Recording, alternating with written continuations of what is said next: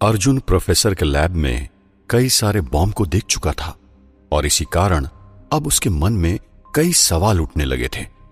पर अब अर्जुन वापस डेविड जूल के घर आ चुका है, जहां वो देखता है कि डेविड जूल उसका बेसब्री से इंतजार कर रहा है। लेकिन आज डेविड का देखने का नजरिया अर्जुन के लिए थोड़ा बदला सा लग रहा है। वो अर्जुन को ऐसे देखता है जैसे अर्जुन एक इंसान न होकर कोई क्रिमिनल हो। क्या बात है डेविड, आप मुझे ऐसे क्यों देख रहे हैं? हुआ क्या? या मैंने कुछ ऐसा कहा या कोई ऐसी बात जो मेरी तरफ से कही गई हो और आपको चुभ गई हो? अर्जुन ने हैरानी से पूछा। बहुत सी ऐसी बातें हैं अर्जुन जो तुमने कही ही नहीं और मुझे चुभ गई, डेविड जूल ने सीधा जवाब देते हुए कहा, जिसे सुनकर अर्जुन को कुछ भी समझ नहीं आया। पर उसने भी थोड़ा मजाक करते हुए डेविड से कहा, तो बताइए जनाब, वो कौन सी मेरी बात है जो आपको चुभी हुई है? आखिर मुझे भी तो बता दें कि मेरी गलती क्या है। अब बातों को पहेलियों में बुझाना बंद करो और सबसे पहले तुम मुझे ये बताओ कि तुम कौन हो? डेविड जूल ने एक तेज आवाज में अर्जुन से सवाल किया। डेविड का बर्ताव आज अर्जुन के लिए पूरी तरह बदल गया है। जहां और दिन डेविड अर्जुन से बड़े प्यार से बात करता था, तो वहीं आज डेविड अर्जुन से गुस्से भरी तेज आवाज में बात कर रहा है। जिसके पीछे की वजह क्या है ये सिर्फ डेविड ही जानता है। पर अर्जुन अभी इस बात से पूरी तरह से हैरान है। ये कैसी बातें कर रहे हैं? मैं कौन हूं? ये तो आपको पता है ना, मैं तो अर्जुन हूं, वो अर्जुन जो आपसे उस दिन रोड के किनारे पर मिला था। फिर आज आप मुझसे ये सवाल क्यों पूछ रहे हैं? अर्जुन ने थोड़ी हैरानी भरी आवाज में कहा। वो कहते हैं ना कि झूठ कितनी भी कोशिश कर ले लेकिन सच की नजरों से कभी छुप नहीं सकता। तुम कितनी भी कोशिश कर लो अर्जुन, लेकिन तुम अपनी पहचान मेरी नजरों से छुपा नहीं सकते, सुपर अर्जुन, डेविड जूल ने जवाब दिया। डेविड के मुंह से सुपर अर्जुन का नाम सुनकर अर्जुन के होश फाख्ता हो जाता है और वो बस डेविड जूल को गौर से देखते ही रह जाता है, क्योंकि असल में आज उसकी सच्चाई डेविड को पता लग चुकी है कि वो खुद ही सुपर अर्जुन है। क्या हुआ सुपर अर्जुन, कहां खो गए? तुम्हें क्या लगा था कि मैं ये पता नहीं कर पाऊंगा कि तुम कौन हो और सुपर अर्जुन कौन है? जब कल रात तुम यहां से गए थे तब मेरी नींद खुली और मैंने अपने घर के विंडो से तुम्हें देख लिया था। उसके बाद मैंने जब तुम्हारे रूम में देखा कि तुम वहां नहीं हो, तब मुझे सारा खेल समझ में आ गया था। डेविड जूल ने हल्का स्माइल के साथ पूछा। अब अर्जुन को लगा कि झूठ कहना गलत होगा। हां, यह सच है डेविड कि मैं ही सुपर अर्जुन हूं, अर्जुन ने जवाब दिया। अगर तुम ही सुपर अर्जुन थे तो तुमने मुझसे अभी तक तुम्हारे सुपर अर्जुन की सच्चाई छुपा कर क्यों रखी? डेविड जूल ने अर्जुन से एक तेज गुस्से भरी आवाज में अर्जुन से सवाल किया। कई बार परिस्थितियां ऐसी हो जाती है कि हम चाहकर भी सच्चाई किसी और को नहीं बता सकते।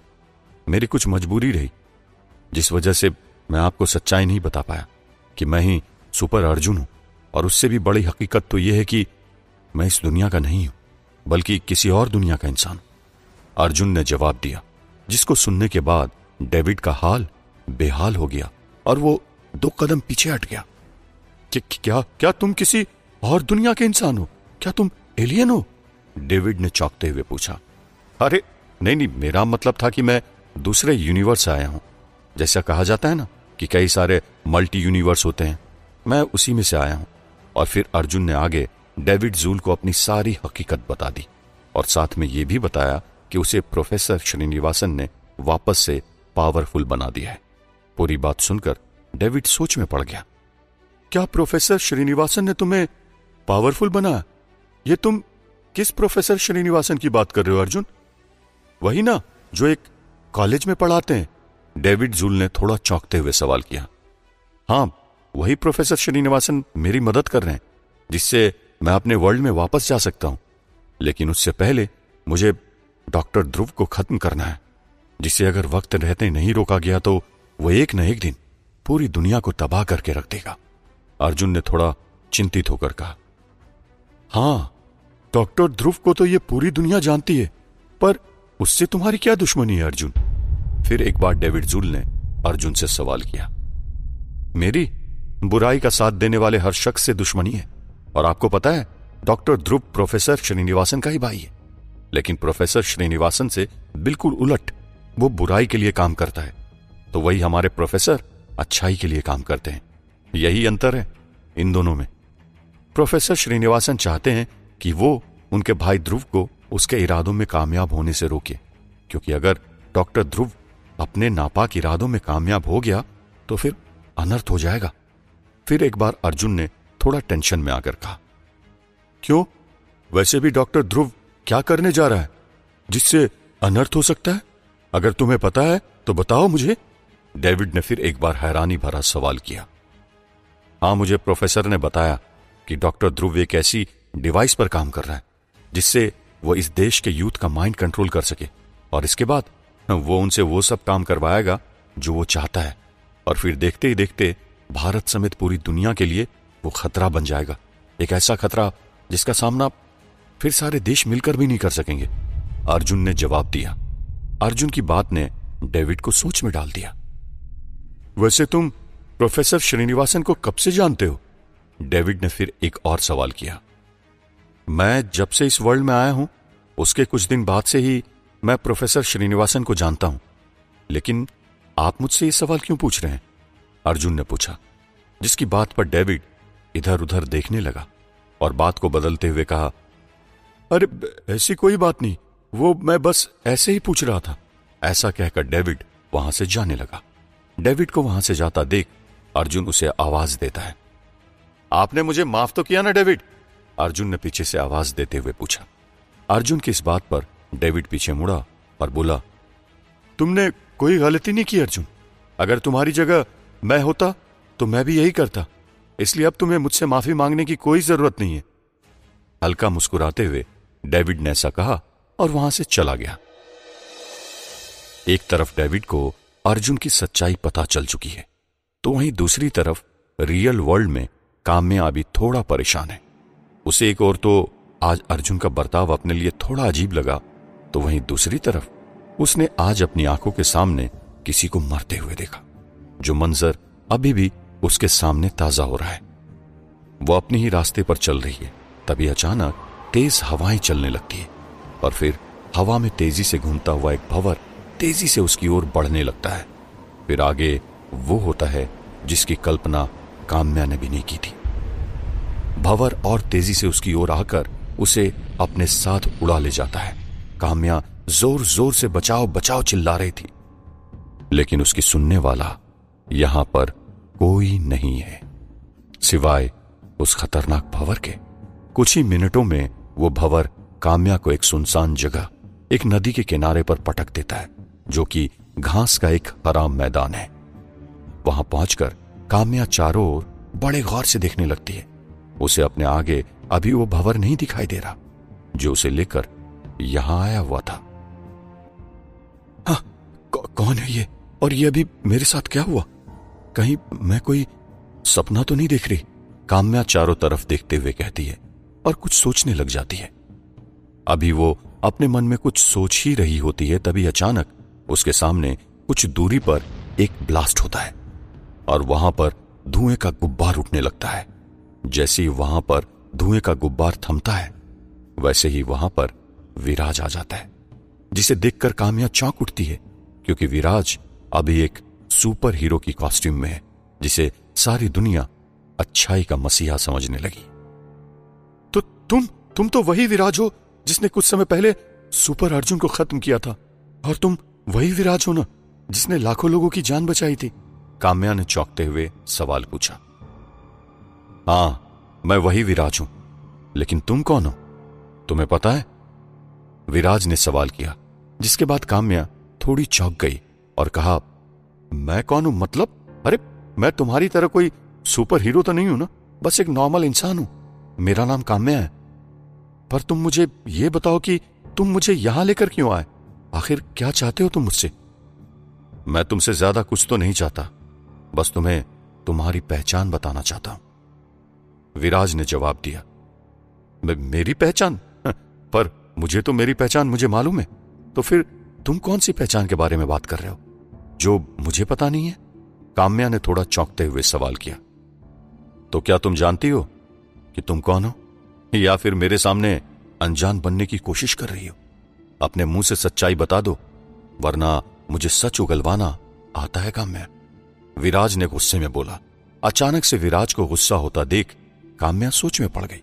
उसे कुछ भी समझ नहीं आ रहा है कि वो क्या कहे, पर काफी देर तक सोचने के बाद काम्या ने कहा, ये तुम क्या बातें कर रहे हो? और मेरा वही सच है जो मैंने तुम्हें बताया, और तुम मुझे धमकी दे रहे हो? अरे क्या बिगाड़ा है मैंने तुम्हारा? मैंने तो सुना था कि तुम लोगों की मदद करते हो, लेकिन आज तुम किसी मासूम इंसान को डराने पर तुले हुए हो। मुझे डराकर तुम्हारा कुछ फायदा होता है तो बेशक मुझे डराओ, लेकिन एक बात याद रखना कि तुम किसी बेकसूर को डराकर कभी भी अच्छाई के मसीहा नहीं हो सकते। काम्या विराज से कहती है और जोर जोर से रोने लगती है। काम्या को यूं रोता देख विराज भी पिघल जाता है। अगर वाकई में इसे अपनी पहचान पता नहीं है तो मुझे इसे इसी हाल में छोड़ देना चाहिए। अगर मैं आगे कुछ करूंगा तो आज मुझसे अन्याय हो जाएगा। मैं कुछ भी कर सकता हूं, लेकिन किसी भी बेकसूर को ऐसे परेशान नहीं कर सकता। काम्या का मासूम चेहरा देखकर विराज मन ही मन सोचते हुए कहता है, तुम्हें तुम्हारी पहचान बहुत जल्द पता चल जाएगी, लेकिन फिर भी आज तुम मेरे मुंह से इतना जान लो कि तुम कोई इंसान नहीं हो। तुम भी मेरी तरह मेराटिनो प्लैनेट की एक मेंबर हो। जो इस धरती पर कैसे आ गई इस बात की जानकारी शायद तुम्हारे माता पिता ही देंगे। विराज ने काम्या को समझाते हुए कहा। विराज के मुंह से अपने लिए बातें सुनकर काम्या पूरी तरह हैरान रह गई और उसके पैरों तले जमीन खिसकने लगी। अगले ही पल रोते हुए घुटनों के बल बैठ गई और रोते हुए विराज से कहने लगी, नहीं नहीं, ऐसा नहीं हो सकता। मैं इंसान हूं। मुझे मेरे मम्मी पापा ने बचपन से पाला हुआ है, तो फिर मैं कैसे दूसरे ग्रह से आई हुई एक परग्रही हो सकती हूं? काम्या ने कहा और उठकर विराज के सामने चली गई और उसे आंखें दिखाते हुए बोली, तुम ये सब झूठ बोल रहे हो ना? बताओ क्यों कर रहे हो तुम ये सब? क्या मिलेगा तुम्हें ये सब करके? अरे मैं तो तुमसे आज पहली बार मिल रही हूं, फिर मैंने तुम्हारा क्या बिगाड़ा? अरे तुम मुझसे किस जन्म का बदला ले रहे हो? जरा मुझे बताओ। तुम जैसा समझ रही हो वैसा कुछ भी नहीं है काम्या। मैं ना ही तुमसे तुम्हारी खुशियां छीन रहा हूं और ना ही किसी जन्म का बदला तुमसे ले रहा हूं। मैं तो बस तुम्हें हकीकत से रूबरू कराना चाहता हूं। बाकी तुम्हारे हाथ में है कि तुम इस असलियत को मानो या ना मानो। लेकिन एक बात मैं तुम्हें बता दूं कि तुम जितनी भी सच्चाई को छुपाने की कोशिश करोगी, एक ना एक दिन वो तुम्हारे सामने जरूर आएगी। इसलिए आज मैंने वक्त रहते तुम्हें तुम्हारी हकीकत से रूबरू कराने की कोशिश की है। मैंने कुछ गलत किया हो तो मुझे माफ कर देना। विराज काम्या से हाथ जोड़कर कहता है, उसके कंधे पर हाथ रखता है। विराज के उसके कंधे पर हाथ रखते ही काम्या को एक बिजली का तेज झटका लगता है। उसकी बॉडी में ऐसी हलचल होती है जैसे कोई वेव विराज की बॉडी से निकलकर उसके बॉडी में जा रही हो। तो वहीं काम्या के बॉडी की वेव्स विराज की बॉडी के अंदर जा रही है। ठीक है, तुम अपना ख्याल रखना। ऐसा कहते ही विराज फिर एक बार धुएं के गुब्बार के साथ गायब हो जाता है। अरे इसने मुझे यहां कहां लाकर छोड़ दिया? अब मुझे घर जाने में काफी देर हो जाएगी, कहते हुए काम्या पैदल ही घर जाने लगती है। शाम को काम्या अपने घर पहुंचती है, जो कि आज पूरी तरह टूट चुकी है। वो पूरी तरह हताश है क्योंकि विराज ने आज उसको जो कुछ भी बताया, काम्या काफी डिस्टर्ब हो गई और साथ ही विराज की बातों को स्वीकारने की हिम्मत काम्या में नहीं है। अगले ही पल उसके सर में तेज दर्द होना भी शुरू हो गया है, जो कहीं पहले से परेशान काम्या को और भी ज्यादा परेशान कर रहा है। अगले ही पल काम्या अपने सिर में हाथ लगाते हुए अपने बाथरूम में चली जाती है। आज उस अजीब से सुपर हीरो ने बहुत परेशान कर दिया मुझे, मतलब कुछ भी बोल रहा था, कहते हुए काम्या अपनी बॉडी पर टॉवेल लपेटकर शीशे के सामने आती है और खुद को बड़ी गौर से देखने लगती है। ऐसे कैसे मैं खुद को इंसान ना मानूं? अरे वो विराज खुद को समझता क्या है? वो जो भी बोलेगा वैसा ही होगा क्या? देखो जरा, इतनी खूबसूरत लड़की को अपने प्लेनेट का मेंबर बता रहा है। क्या नाम बताया था उसने अपने प्लेनेट का? हाँ, मेराटिनो। मैं किसी भी एंगल से मेराटिनो प्लेनेट की मेंबर लगती हूं क्या? काम्या शीशे में खुद को देखते हुए कहती है। तभी अचानक शीशे को देखते हुए वो हल्का पीछे की ओर मुड़ती है, जहां उसे शीशे में पीठ पर एक अजीब सा निशान दिखाई देता है, जिसे देखकर काम्या पूरी तरह हैरान रह जाती है। आखिर ऐसा कौन सा निशान देख लिया काम्या ने? काम्या शीशे में खुद को देखकर मुस्कुरा रही थी कि तभी उसे अपनी पीठ पर एक अजीब सा निशान दिखाई पड़ता है। अपनी पीठ पर उस निशान को देख काम्या पूरी तरह शॉक्ड हो जाती है, जो कि एक बड़ा अजीब सा निशान है। ये अजीब सा निशान पहले कभी मेरे शरीर पर नहीं था, लेकिन आज अचानक कैसे आ गया? कहीं ये कोई बीमारी तो नहीं है? काम्या शॉक्ड होते हुए खुद से सवाल करती है और फिर उस निशान को अपनी उंगली से छूने लगती है। I can't believe this. मेरे साथ ये सब क्या हो रहा है? कहीं विराज की बात सच साबित तो नहीं हो जाएगी? कहीं मैं सचमुच एक इंसान न होकर एक परिग्रही तो नहीं हूं? पर ऐसा कैसे हो सकता है? काम्या रोते हुए कहती है। अगले ही पल काम्या उस निशान को बड़े गौर से देखने लगी, जो कि अभी उसे आईने में अपनी पीठ पर दिखाई दे रहा है। तभी वो देखती है कि वो निशान अब चमकने लगा है और उसकी चमक ऐसे दिखाई दे रही है जैसे उसकी पीठ पर कोई बल्ब रख दिया हो, जो हर एक बीतते पल के साथ चमक रहा है। अरे ये अजीब निशान तो अब चमकने लगा है। मुझे कुछ भी करके इसकी चमक को कम करना होगा, वरना लोग जब देखेंगे तो क्या कहेंगे? काम्या टेंशन में आकर कहती है और इधर उधर देखने लगती है। इधर उधर देखकर उसे वहां पर एक जगह पर हैंगर में कपड़ा टंगा हुआ नजर आता है।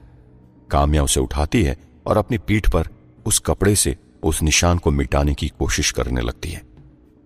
काम्या अब लगातार कोशिश कर रही है कि उसकी पीठ से वो निशान गायब हो जाए, जो कि अभी चमक रहा है, लेकिन ऐसा कुछ नहीं हो रहा है। काम्या की कोशिश हर बार नाकाम ही रहती है और वो निशान अभी भी उसी तरह चमक रहा है जैसा कि पहले चमक रहा था। अब मैं क्या करूं? ये निशान तो मिटने का नाम ही नहीं ले रहा है। कहीं मैं सच में मेराटिनो प्लैनेट की मेंबर तो नहीं हूं? विराज ने मुझे बताया था कि मेरे माता पिता को मेरे बारे में सब कुछ मालूम है, इसलिए आज वो वक्त आ चुका है जब मुझे अपने माता पिता से इस सच्चाई को जानना होगा। काम्या शीशे के सामने खुद से बातें करते हुए कह रही है।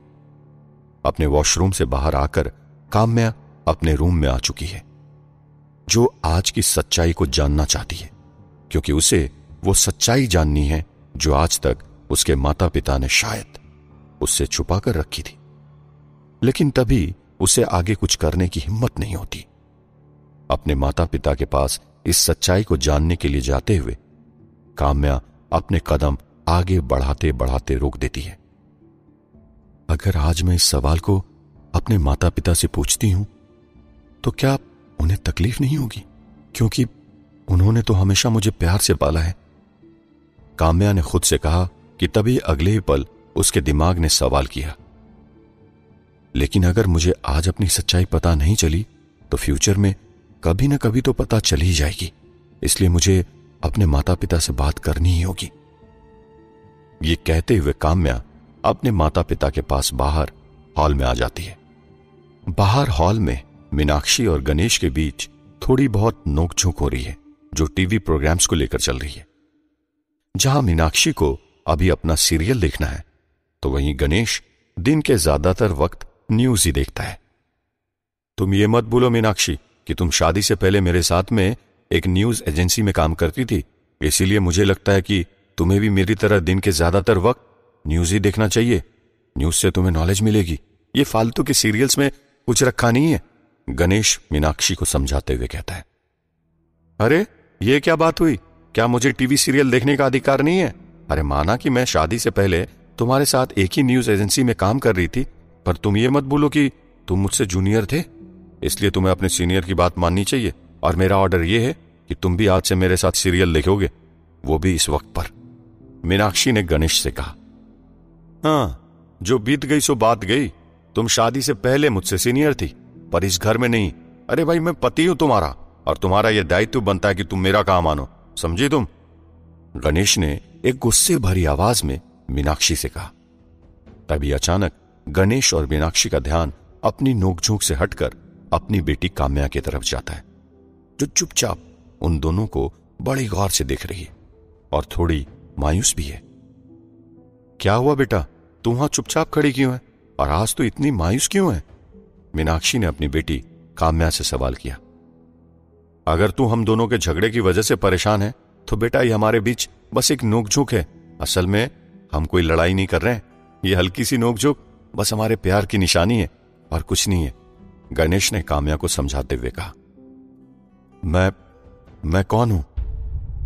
तभी काम्या ने सवाल किया, जिसे सुनकर गणेश और मीनाक्षी दोनों चौंक गए और एक दूसरे को देखने लगे। अरे तू हमारी प्यारी सी बेटी काम्या है, क्यों, है ना? गणेश ने मुस्कुराते हुए एक मजाकिया अंदाज में जवाब दिया। तुझे अभी तक यही लग रहा था ना कि हम दोनों असल में लड़ रहे हैं बेटा, अब तो गुस्सा थूक दे, हम कोई सच में लड़ाई नहीं कर रहे हैं। मीनाक्षी ने इस बार इस बात को बदलते हुए कहा। हां, मैंने मान लिया कि आप दोनों बड़े प्यार से रहते हैं, पर मैंने पूछा कि मैं कौन हूं? आप दोनों में से बताएगा मुझे कोई कि मैं कौन हूं? काम्या ने इस बार एक तेज आवाज में पूछा।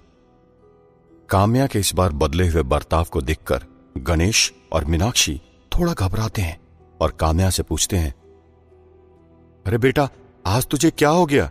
तू बार बार यही सवाल दोहरा रही है कि मैं कौन हूं? तेरी तबीयत तो ठीक है ना? इसके ठीक बाद मीनाक्षी उठकर काम्या के पास चली गई और काम्या के माथे को चेक करने लगी। तभी अचानक काम्या ने झटके से मीनाक्षी का हाथ अपने माथे से हटा दिया और गुस्से से मीनाक्षी को घूरने लगी। अरे बेटा, तुझे आज हो क्या गया है? तू बताएगी भी कुछ हमें? मीनाक्षी ने फिर एक और सवाल किया। मुझे कुछ नहीं हुआ, बस मुझे यह जानना है कि मैं कौन हूं। क्या मैं एक इंसान हूं या किसी अदर प्लैनेट से आई कोई परग्रही? फिर एक बार गुस्से में काम्या ने सवाल किया। एक तरफ काम्या अपना सच जानना चाहती थी तो वहीं दूसरी तरफ आरव डॉक्टर जूल की लेबोरेटरी में पहुंचता है। वो देखता है कि अभी डॉक्टर जूल एक चेयर पर बैठा हुआ कुछ सोच रहा है। क्या बात है डॉक्टर, कहीं आप सुपर अर्जुन या फिर विराज में से किसी एक के बारे में तो नहीं सोच रहे ना? आरव ने डॉक्टर जूल से सवाल किया। नहीं, मैं अभी सुपर अर्जुन के बारे में नहीं बल्कि विराज के बारे में सोच रहा हूं, जिसे हराना हमारे लिए दिन पर दिन नामुमकिन होता जा रहा है। जितना हमारा अनुमान नहीं था वो उससे भी ज्यादा शक्तिशाली है और मुझे नहीं लगता कि ब्रह्मांड में कोई और ऐसी ताकत है जो विराज की शक्तियों का मुकाबला कर सके। तुमने देखा ना कि हमने कई सारे शैतानों को इंसान बनाकर उसे खत्म करने के लिए भेजा था, लेकिन वो हर बार उन्हें मात देता गया और यहां तक कि उसे एक खरोच तक नहीं आई। डॉक्टर जूल ने एक अजीब सी आवाज में कहा। आज से आपको विराज के बारे में ज्यादा सोचने की जरूरत नहीं है डॉक्टर, क्योंकि आज मैं आपको विराज से जुड़ी एक ऐसी खबर सुनाने जा रहा हूं जिसे सुनते ही आप बेहद खुश हो जाएंगे और जल्दी ही इस दुनिया को अपनी मुट्ठी में करने का आपका सपना पूरा हो जाएगा। आरव एक अजीब सी हंसी हंसते हुए कहता है। अच्छा, तो जल्दी बता आरव, क्या है वो खबर? मुझे जानना है, अब मुझसे रहा नहीं जा रहा। डॉक्टर जूल ने पूछा। तो फिर दिल थाम के बैठ जाइए डॉक्टर और सुनिए, मैं विराज को खत्म कर चुका हूं। आज मैंने आपके सबसे बड़े दुश्मन को खत्म कर दिया। आरव ने एक अजीब सी हंसी हंसते हुए कहा। मुझे तुम्हारी बातों पर यकीन नहीं हो रहा। और क्या सच में तुमने विराज को खत्म किया है? नहीं नहीं, मैं नहीं मान सकता। तुम मुझसे झूठ बोल रहे हो, है ना? तुम ये बात अच्छी तरह से जानते हो ना कि इसका अंजाम क्या हो सकता है, क्योंकि झूठ मुझे पसंद नहीं है, जिसके बदले में तुम्हारी जान भी ले सकता हूं। डॉक्टर जूल आरव को धमकाते हुए कहता है। हां, मैं ये अच्छी तरह जानता हूं कि आपको झूठ से सख्त नफरत है, लेकिन मैं सच बोल रहा हूं डॉक्टर। मैंने आज अपने इन्हीं हाथों से आपके दुश्मन विराज को खत्म कर दिया है, आरव ने कहा। लेकिन तुमने अपने दम पर विराज को खत्म कैसे किया? वो तो तुमसे कई गुना ज्यादा पावरफुल है। तुमने क्या सच में उसका सामना किया? डॉक्टर जूल ने चौंकते हुए पूछा। सिर्फ सामना ही नहीं किया, मैंने उसे मौत के घाट उतार दिया है। मैं ये अच्छे से जानता हूं कि मैं विराज को सामने से कभी हरा नहीं पाऊंगा, इसलिए मैंने उसे पहले अपनी चिकनी चुपड़ी बातों में फंसाया। मैंने उसके सामने अच्छा बनने का नाटक किया। मैंने उससे कहा कि मैं और तुम मिलकर डॉक्टर जूल को खत्म करेंगे और बेचारा विराज मेरी चिकनी चुपड़ी बातों में आ भी गया और फिर आपके दिए गए उस हथियार से मैंने उसकी पीठ पर हमला कर दिया और इस तरह मैंने धोखे से विराज को खत्म कर दिया। एक अजीब सी हंसी हंसते हुए आरव ने कहा, जिसे सुनकर डॉक्टर जूल को यकीन ही नहीं हो रहा है। वैसे मुझे धोखे से सख्त नफरत है, लेकिन आज तुम्हारे धोखे से किए गए इस कारनामे से मेरे दिल को काफी तसल्ली मिल रही है। तुम नहीं जानते आरव कि आज तुमने मुझे कितनी बड़ी खुशी दी है विराज को खत्म करके, इसलिए आज तुम्हें तुम्हारे इस कारनामे का इनाम मिलेगा। ऐसा कहते ही डॉक्टर जूल अपने दोनों हाथों को आगे कर आरव की तरफ करता है। उसके हाथों से कुछ पावर्स निकलकर आरव की बॉडी में दाखिल हो जाती है, जिसके कुछ देर बाद आरव खुद को पहले से भी ज्यादा पावरफुल समझने लगता है। बहुत बहुत शुक्रिया डॉक्टर, मुझे ये स्पेशल पावर देने के लिए। अब आप बस आगे देखते जाइए कि कैसे मैं आपकी दी गई पावर का इस्तेमाल आपके लिए करता हूं। हल्का मुस्कुराते हुए आरव ने कहा।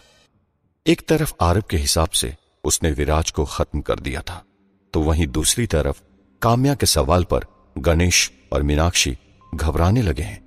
वो बातों को टालने की कोशिश कर रहे हैं ताकि काम्या का ध्यान उसके सवाल से हट जाए। अरे बेटा, मुझे लगता है कि तुझे भूख लगी है।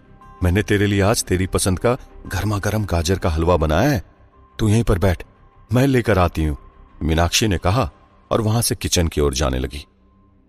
उसकी कोई जरूरत नहीं है, मुझे भूख नहीं लगी है, काम्या ने मीनाक्षी को रोकते हुए आगे कहा। मुझे बस मेरे सवालों के जवाब चाहिए, अगर आप मुझे मेरे सवालों के जवाब नहीं देंगे तो मैं। ऐसा कहते ही काम्या इधर उधर देखने लगी। तभी उसकी नजर डाइनिंग टेबल पर रखे चाकू पर जाती है। वो झट टेबल पर रखे उस चाकू को उठाती है और अपनी कलाई पर रख लेती है। अरे अरे बेटा, ये तू क्या कर रही है? तेरा दिमाग तो ठीक है? चाकू नीचे रख दे, ये बहुत तेज है बेटा, इससे तेरा हाथ कट जाएगा, गणेश काम्या को समझाते हुए कहता है। आप भले ही मेरा हाथ कट जाने दो, लेकिन आज सच्चाई जानकर रहूंगी। आप लोग मुझे बताएं कि मैं कौन हूं। अगर नहीं बताना चाहते तो अच्छी बात है, मैं अपने हाथ की नस काट लूंगी, काम्या ने अपने हाथों में चाकू रखते हुए कहा। अरे बेटा, नहीं, हमने तुझे बड़े लाड़ प्यार से पाला है, इसलिए तू ऐसा कोई काम नहीं करेगी जिससे हम जीते जी मर जाएंगे। क्या तू चाहती है ऐसा? बता। गणेश के ऐसा सवाल करते ही काम्या चाकू को टेबल पर रख देती है। ठीक है, मैं अपने कमरे में जा रही हूं, काम्या ने कहा और वहां से चली गई। उसके वहां से जाते ही मीनाक्षी ने कहा, तुम्हें क्या लगता है अब हमें क्या करना चाहिए? वही तो सोच रहा हूं, क्योंकि हमने साथ में फैसला किया था कि उस राज को राजी रहने देंगे, गणेश ने पुरानी बातों को याद करते हुए कहा। मुझे लगता है वो जो स्टोर रूम में है उसे तुम कहीं छुपा दो, मीनाक्षी ने कहा, जिस पर गणेश ने भी झट से हां में अपना सर हिलाया।